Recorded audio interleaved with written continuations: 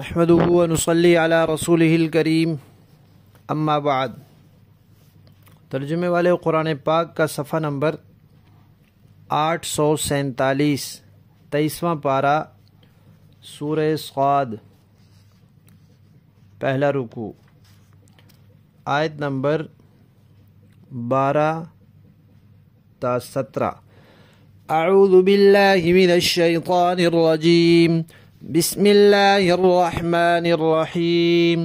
كذبت قبلهم قوم نوح وعاد وفرعون ذو الأوتاد وثمود وقوم لوط وأصحاب الأيكة أولئك الأحزاب إن كل إلا كذب الرسل فحق عقاب وما ينظر هؤلاء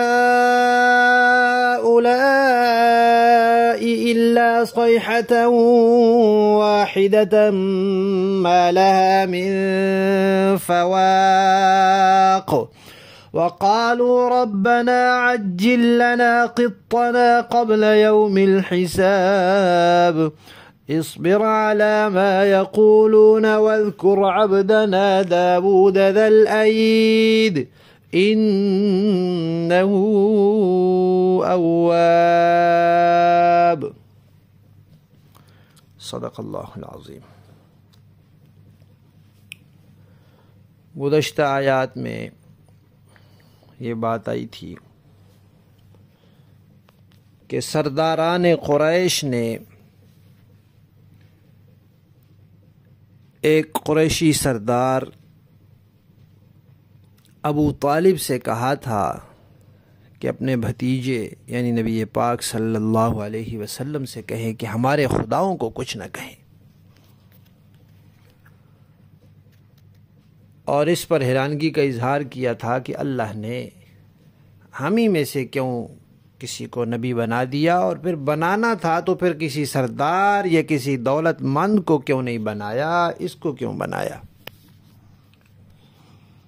تو جواب میں اللہ تعالیٰ نے فرمایا تھا کہ بھئی نبی بنانا ہمارے اختیار میں، اور جس کو ہم مناسب سمجھتے ہیں بنا دیتے ہیں، تمہارا اس میں کیا دخل ہے بھئی؟ پھر اللہ نے فرمایا کہ بھئی یہ تو انہی لشکروں میں سے ہیں جو حق کی مخالفت، نبیوں کی مخالفت، توحید کے انکار، رسالت اور قیامت کے عقیدے کے انکار کی وجہ سے شکست خوردہ ہوتے ہیں اور یہ تباہ ہوتے ہیں۔ اب ان لشکروں کا کچھ تذکرہ آ رہا ہے کہ وہ کون کون سے تھے۔ اللہ فرماتے ہیں کہ اس سے پہلے نوح علیہ السلام کی قوم نے اپنے نبی کو جھٹلایا، کیا انجام ہوا؟ سارے ڈوب گئے۔ اور قوم عاد نے بھی جھٹلایا، کیا انجام ہوا؟ اللہ کا عذاب آیا، سارے اس میں مارے گئے۔ اور فرعون، اس نے بھی جھٹلایا، کیا انجام ہوا؟ سارے دریا میں غرق ہو گئے۔ فرعون کے ساتھ یہاں لفظ استعمال ہوا ہے ذو الاوتاد۔ وتد کہتے ہیں میخ کو، کیل کو۔ ذو الاوتاد کا معنی ہوا میخوں والا، کیلوں والا۔ اب فرعون کیلوں والا ہے، کیلوں والے کا کیا مطلب؟ اس کے 4 مفہوم مختلف تفاسیر میں لکھے ہیں۔ ایک تو یہ کہ اس نے اپنی سلطنت کی میخیں گاڑ دی تھیں، یعنی سلطنت کو مضبوط کر دیا تھا۔ جیسے میخ لگا دی جائے تو چیز مضبوط ہو جاتی ہے۔ دوسرا معنی یہ ہے کہ وہ بڑا ظالم تھا اور وحشیانہ سزائیں دیتا تھا، تو جب کسی کو سزا دیتا تھا تو اس کے ہاتھ اور اس کے پاؤں میں میخیں گاڑ دیتا تھا، زمین کے ساتھ یا دیوار کے ساتھ کھڑا کر کے میخیں گاڑ دیتا تھا، تو میخوں کی سزائیں دیتا تھا، اس لیے وہ میخوں والا۔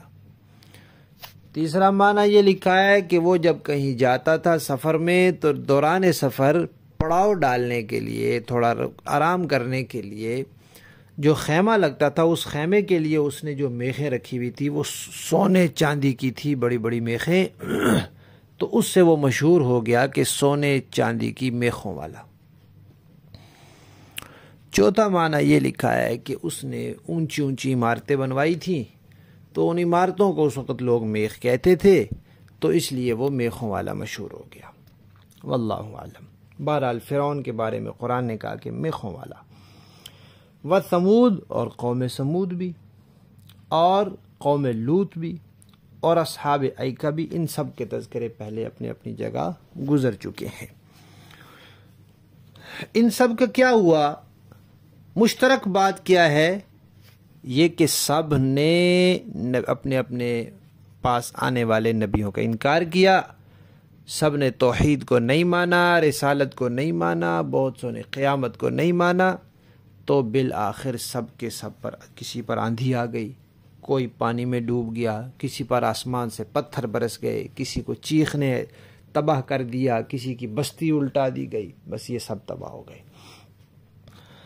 اللہ تعالیٰ فرماتے ہیں اولئک الاحزاب، یہ گروہ ہیں، یہ بڑے بڑے گروہ تھے، لاکھوں لاکھوں کے گروہ بھی تھے ان میں، جیسے فرعون کا، تو یہ گروہ برباد ہو گئے، تباہ ہو گئے، تو یہ مکہ والے کس باغ کی مولی ہیں؟ اللہ آگے فرماتے ہیں کہ ان سب نے نبیوں کو، رسولوں کو جھٹلایا تھا، تو پھر عذاب ان پر آ پڑا۔ اب یہ مکہ والے بھی صرف ایک چیخ کا انتظار کر رہے ہیں، اور وہ چیخ جب آ جائے گی تو فرمایا پھر اس کے بعد گنجائش نہیں ہوگی۔ یہاں چیخ سے مراد عذاب بھی ہو سکتا ہے کہ بس چیخ آئے گی تو سب ایک دم مر جائیں گے، پھر کس کے پاس اتنا وقت نہیں ہوگا کہ وہ ایمان لائے، یا لائے تو اس کا ایمان قبول ہو۔ اور قیامت کی لیے جو آواز آئے گی سور کی، وہ بھی مراد ہو سکتی ہے۔ لفظ استعمال ہوا ہے فواق، پھر کوئی ڈھیل نہیں ہوگی، کوئی مہلت نہیں ہوگی، کوئی وقفہ نہیں ہوگا۔ تو فواق ویسے لفظ بولا جاتا ہے عربی میں، انسان جب کسی جانور کا دودھ نکال رہا ہوتا ہے، دودھ دوہ رہا ہوتا ہے، تو دودھ دوہنے کے لیے ایک دفعہ تھن کو ہاتھ لگاتا ہے اور پھر دوبارہ لگاتا ہے، تو ایک دفعہ ہاتھ لگانے اور دوبارہ لگانے کے درمیان یہ جو معمولی سا وقت ہوتا ہے، اس کو فواق کہتے ہیں۔ اتنا موقع بھی نہیں ملے گا، مثلا تھن چھوڑتا ہے پھر فوراً پکڑ لیتا ہے، تو یہ درمیان میں جو معمولی سا لمحہ بھر کا وقت ہوتا ہے، اتنا بھی نہیں ہوتا، تو یہ اتنا موقع بھی نہیں ملے گا، اللہ تعالیٰ فرما رہے۔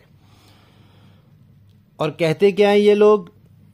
کہتے ہیں کہ ان کو جب عذاب کی دھمکی دی جاتی ہے، عذاب سے ڈرایا جاتا ہے، ان کو بتایا جاتا ہے کہ عذاب آئے گا، تو یہ کیونکہ عذاب پہ یقین رکھتے نہیں، تو یہ مذاق اڑاتے ہیں، تو پھر یہ کہتے ہیں ہمارا عذاب جلدی دے دو، ہمارا عذاب، ہمیں حساب کا دن جب آئے گا ہمارا عذاب، ہمارے حصے کا عذاب ابھی ہمیں دے دو۔ یہاں لفظ استعمال ہوا ہے قطنا۔ قط کسے کہتے ہیں؟ قط کہتے ہیں پکے کاغذ کو، سرکاری حکم نامے کو۔ آج کل گرفتاری کے لیے جو چیز جاری ہوتی ہے اس کو وارنٹ کہتے ہیں، سرکاری دستاویز، وہ پکا کاغذ جو سرکاری مہر کے ساتھ جاتا ہے اور پھر اس کے مطابق عمل ہوتا ہے۔ آج کل کیا کہتے ہیں؟ نوٹیفیکیشن جاری ہو گیا ہے، اس طرح کے الفاظ بولتے ہیں۔ تو بہرحال قط کہتے ہیں اس پکے کاغذ کو جو سرکاری حکم نامے کے لیے جاتا ہے۔ تو کوئی یوں کہہ لیں، وہ کہتے تھے بھئی ہمارے وارنٹ ہمیں دے دو، ابھی ہماری سزا کا جو فیصلہ ہے ابھی ہمیں پکڑا دو، ہمیں پتہ چل جائے، تو اس طرح وہ مذاق اڑاتے تھے۔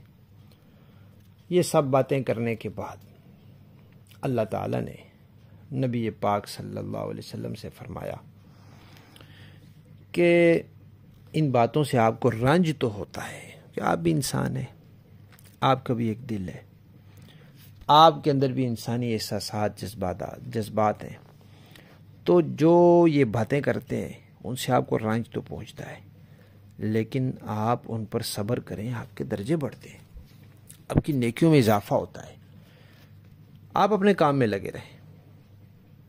اور تسلی کے لیے اللہ تعالیٰ نے پچھلے انبیاء کے واقعات کا تذکرہ کیا ہے کہ یہ واقعہ صرف آپ کے ساتھ نہیں پیش آ رہا، پہلے انبیاء کے ساتھ بھی یہی صورتحال پیش آئی، ان کا بھی مذاق اڑایا گیا، ان کے سامنے بھی طرح طرح کی باتیں کی گئیں، ان کے دل دکھائے گئے، لیکن وہ اپنے کام میں لگے رہے۔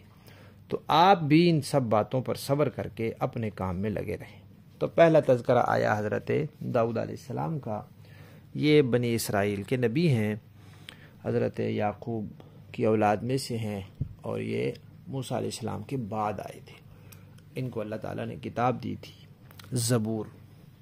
بنی اسرائیل کی اصل جو کتاب تھی وہ تورات تھی، بعد میں جو 2 کتابیں بڑی کتابیں آئی، زبور اور انجیل، وہ اس تورات کی گویا کہ ضمنی کتابیں تھیں۔ داؤد علیہ السلام کے لیے اللہ تعالیٰ نے یہاں فرمایا کہ اے پیغمبر، یہ جو کافر باتیں کہتے ہیں آپ ان پہ صبر کریں اور یاد کریں ہمارے بندے داؤد علیہ السلام کو۔ آگے 2 باتیں ذکر کی، ایک یہ کہ ذل عید، وہ ید والے تھے، ید کہتے ہیں ہاتھ کو، عید ہاتھوں والے تھے۔ اب ہاتھوں والے کا کیا مطلب ہوا؟ تو ہاتھوں والے کا ایک مطلب تو یہ ہے کہ ہمت والے تھے۔ ہمت والے کیسے تھے؟ وہ بادشاہ تھے لیکن بیت المال سے تنخواہ نہیں لیتے تھے، اپنے ہاتھ کی کمائی کھاتے تھے۔ تو ہمت والے تھے، ہاتھ سے کمائی کرنے والے تھے، اس لیے فرمایا ذلائی۔ یا یہ کہ نیکی میں ہمت والے تھے کہ ان کا زندگی بھر کا معمول تھا کہ ایک دن چھوڑ کے ایک دن روزہ رکھتے تھے۔ بڑی بات ہے ایک دن چھوڑ کے ایک دن روزہ رکھنا۔ اور رات میں عبادت کرتے تھے، کچھ وقت عبادت کر لیتے تھے اور پھر کچھ وقت آرام کر لیتے تھے، تاکہ جسم کا حق بھی اس کو ملتا رہے اور اللہ تعالیٰ کی عبادت بھی ہوتی رہے۔ اور ان کے اس طریقے کو نبی پاک صلی اللہ علیہ وسلم نے بہت پسند فرمایا ہے۔ ویسے تو کہا ہفتے میں 2 روزے رکھ لو، پھر مہینے میں 3 روزے ایام بیس کے رکھ لو، ہفتے میں پیر اور جمعرات کو روزہ رکھ لو، لیکن اگر کوئی زیادہ رکھنا چاہتا ہے، بہت زیادہ رکھنا چاہتا ہے، تو فرمایا پھر وہ صوم داؤد رکھے، ایک دن روزہ رکھے، ایک دن نہ رکھے۔ اور رات بھی اگر ساری رات عبادت کرے گا، سارا دن کام کرے گا، تو بیچارہ آخر کتنے دن چلے گا؟ اس لیے رات میں عبادت بھی کرنی چاہیے اور آرام بھی کرنا چاہیے۔ رات کی عبادت جیسی عبادت کوئی نہیں، اور رات کے آرام جیسا آرام بھی کوئی نہیں، اس لیے دونوں چیزوں کا رات میں حصہ ضرور رکھنا چاہیے۔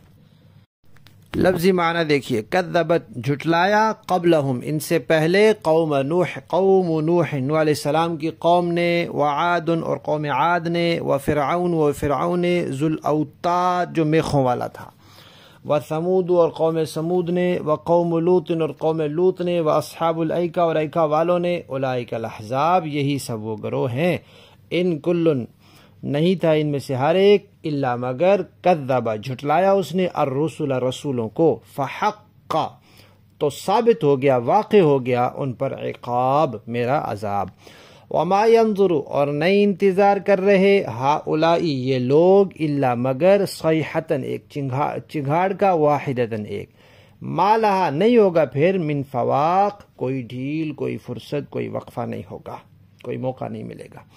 وقالو اور یہ کہتے ہیں، ربنا اے ہمارے پروردگار، عجل لنا جلدی دے دے ہمیں، قطنا ہمارے عذاب کی چٹھی، قبل یوم الحساب حساب کے دن سے پہلے پہلے۔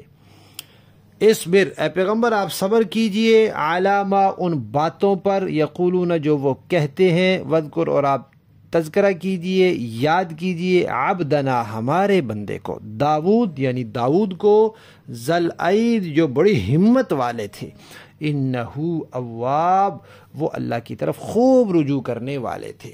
ہمت ہاتھ سے کمائی میں ہو یا ہمت عبادت میں ہو، اور دوسری بات کیا کہ اواب اللہ کی طرف خوب رجوع کرنے والے تھے۔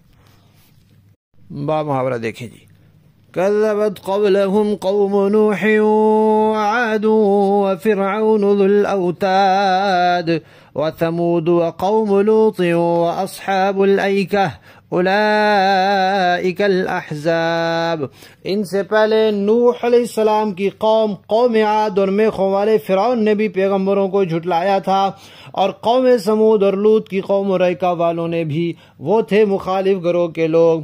ان کل الا کذب الرسل فحق عقاب ان میں سے کوئی ایسا نہیں تھا جس نے پیغمبروں کو نہ جھٹلایا ہو، اس لیے میرا عذاب بجا طور پر نازل ہو کر رہا۔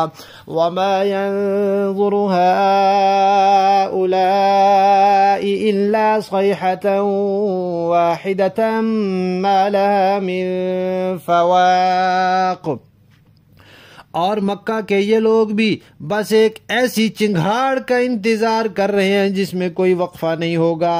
وَقَالُوا رَبَّنَا عَجِّل لَّنَا قِطَّنَا قَبْلَ يَوْمِ الْحِسَابِ، اور کہتے ہیں کہ اے ہمارے پروردگار ہمارا حصہ ہمیں روز عذاب سے پہلے ہی جلدی دے دے۔